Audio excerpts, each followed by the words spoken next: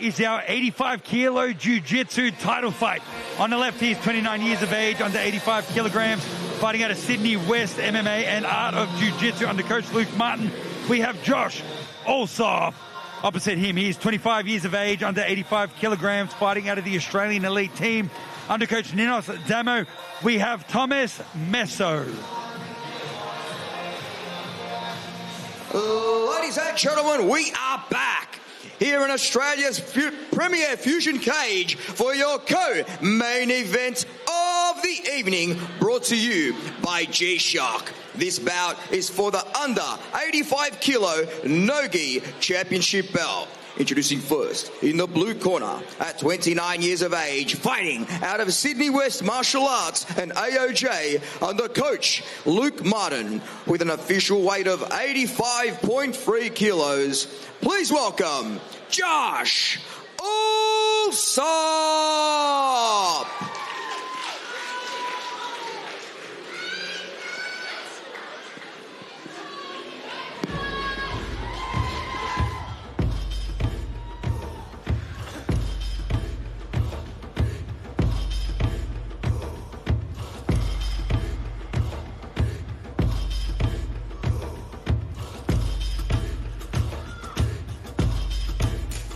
Representing Sydney West Martial Arts, Art of Jiu-Jitsu, and his own gym, Kumite Jiu-Jitsu. Please welcome Josh Allsopp into the cage.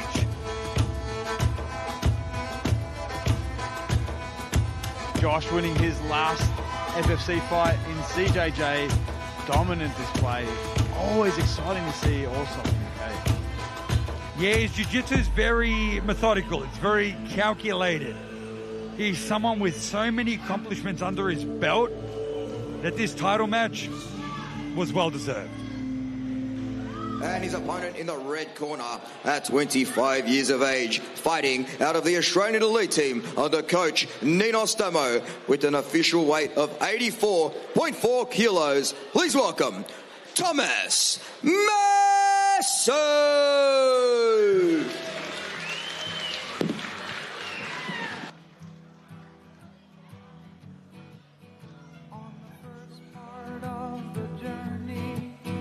I was looking at all the lights.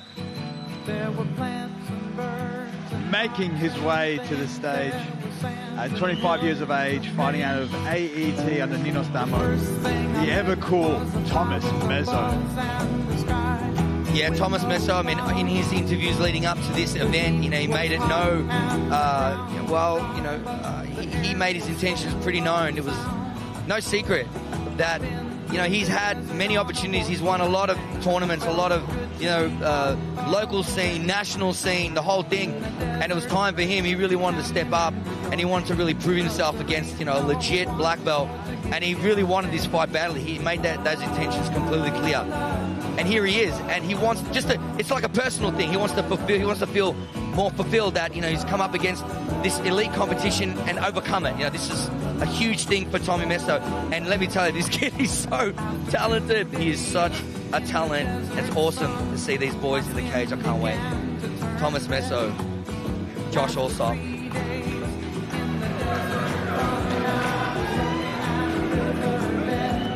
Now, Frank, Messo pretty much grew up on the mat at AET.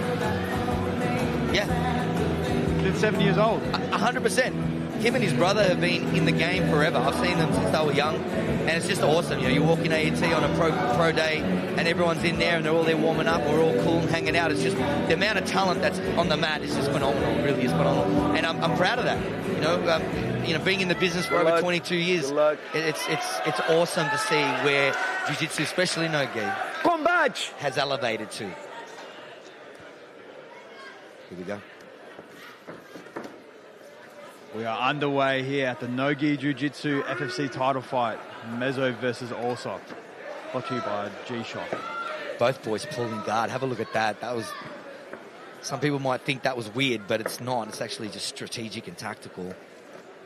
Both boys very aware of each other's abilities. Tommy Messo has won a ridiculous amount of competitions off his back. He's got that ability, and also, but his pressure on top is insane. And Josh Allsopp obviously has got that De La Riva game. He's hooking it up right now, and his elevation game to get on the legs is no joke. Tommy's going to be tested tonight, that's for sure. They said the only mat time these guys have shared is one training session and one roll many years ago. So they have a rough idea, but really they've only got tapes to work off. Now, you got Messo about to pass also. And how's he going? Underneath. Yep, those double unders are making a huge difference. Put those in the cage.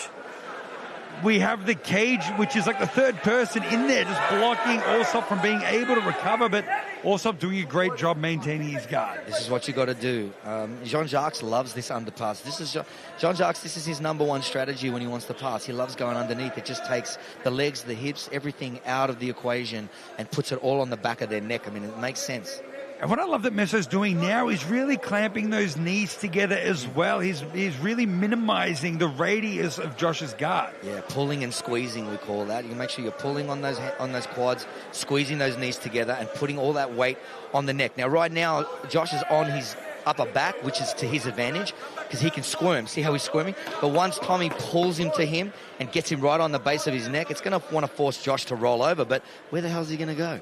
He's right up against the fence. This is the play. Against a dangerous guard player, you got to go underneath. It's one of the best ways to deal with it.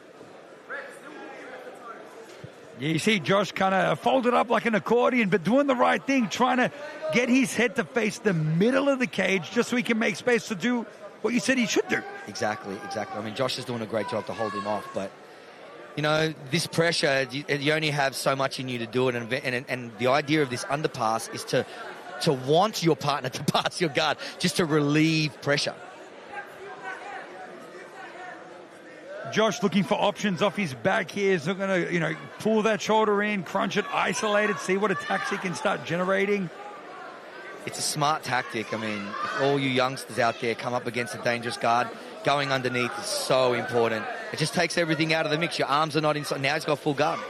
This is worse for Tommy, but in a way, because there's no legs inside to elevate you here. So, he's going to play the game.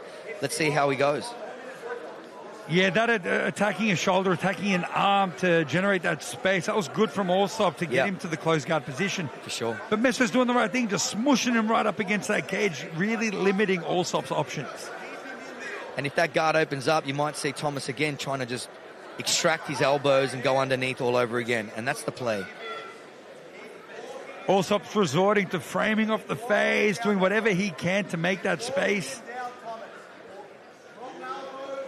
Now, Messo is actually not a full-time jiu-jitsu practitioner, believe it or not. He does have a job outside of this, but you just can't tell. He's grown up on the mats and he's cool as ever. Experience, man. Experience, talent, skill, preparation, You get those things in a row, it's difficult for anyone. And you see Josh now opening up. He wants to get an attack happening. You can see him trying to grab that leg, trying to invert underneath, trying to free those hips.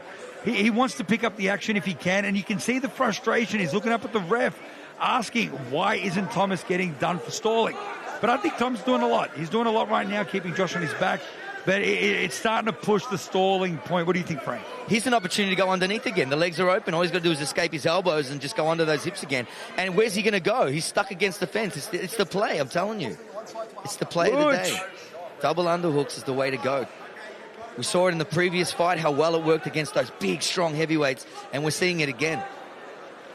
Well, we're seeing Allsopp open up, trying to get underneath, and Messo is bunkering down. His base is fantastic. You can see him trying to put that right knee through the middle, trying to get a knee cut, trying to get something happening. Now we're on our feet.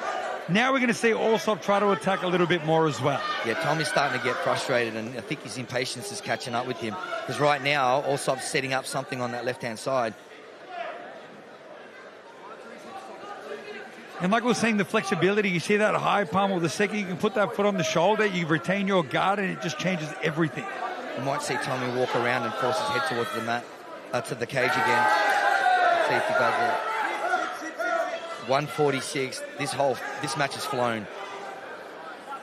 And it looks like Allsopp was trying to bait the Choi bar by opening up his guard a little bit. You see it now also. You see, Allsopp, he knows he's down on points. He knows there's only 1 minute 30 left on our G-Shock clock here. The title is on the line. It's now up to Allsopp to get even an advantage on the board, and he's going to win. Frank, what happens in the situation for the newer listeners and watchers where you've got an advantage and a penalty and your opponent has 0-0-0 on the board? Well, doesn't it equalise itself out? Isn't it a 0-0 right now? Yeah, so it's pretty even. Look, I'm not one for points, Eddie didn't raise me 1 minute remaining. Points, chasing submissions and chasing, dominating positions and whatnot. But man, I tell you, two evenly matched dudes, both just as dangerous as one another. It might just come down to one advantage.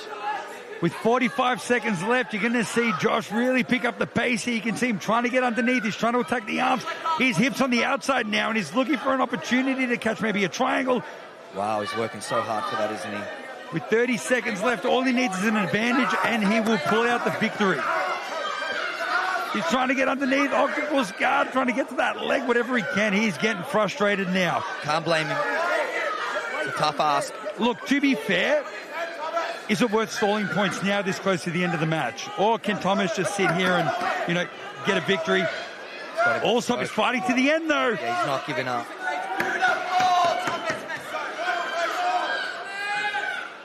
Wow, great balance on top. I mean, Tommy Messo is just so difficult to deal with. I don't know, man. What's the score? You tell me, man. I don't know. You tell me. Tom wins that one. It doesn't cancel it out. If it was even, the penalty would have been the difference. Gotcha. So Tom did walk away with the victory there. We are going to see some frustration, I believe, from Josh, because I do see his point as well. It's tough to be the ref. What can I say? That's a very tough decision to make. And we saw the match here. We saw the double underpass. Frank, you called it. It's probably one of the best ways to get around somebody's guard who is very tricky to pass. Remember that, boys. Next time you're faced with a guy that's got this incredible guard and nothing's working, go underneath. And that just sorts it out. It really does. And it's not very hazardous because they've got to extract at least one leg before they can attack you. So it's a big ask from the guy on their back if you make it to that underpass position. It's a great strategy. Now, Chris, explain the point again. We got Kobe here. He was saying, look, give Thomas Messo his props.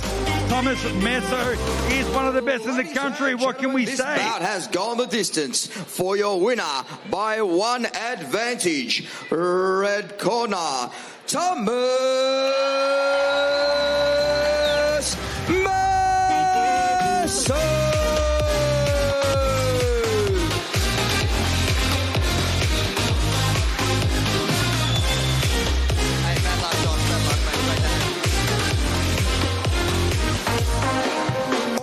I'm here with your 90-kilogram Fusion Fighting Championship winner. Congratulations, Thomas. How are you? I would have liked a more entertaining match, but sometimes you just got to edge it through. Well, interesting you mentioned that. Josh Allsopp's no joke, bro. Both of you guys are just so talented, so technical, so dangerous. And at 90 kilos, one mistake and it's all over. Yeah, I actually respect Josh a lot. I rolled with him.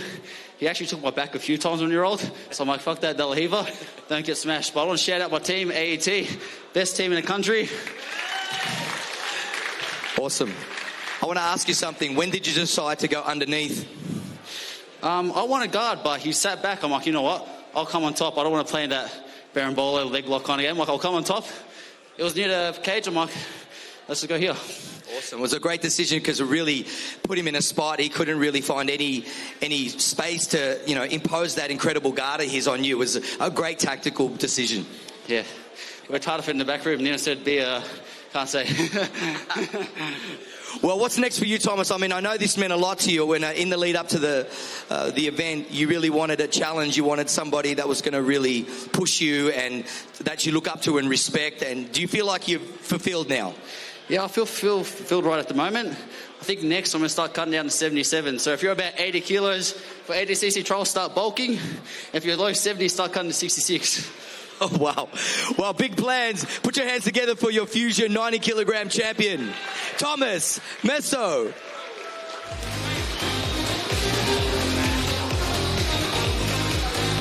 Congratulations, Thomas Messo. You are a URL 85 kilo jiu-jitsu champion. Our Australian elite team is there. They're proud you're wearing the ring.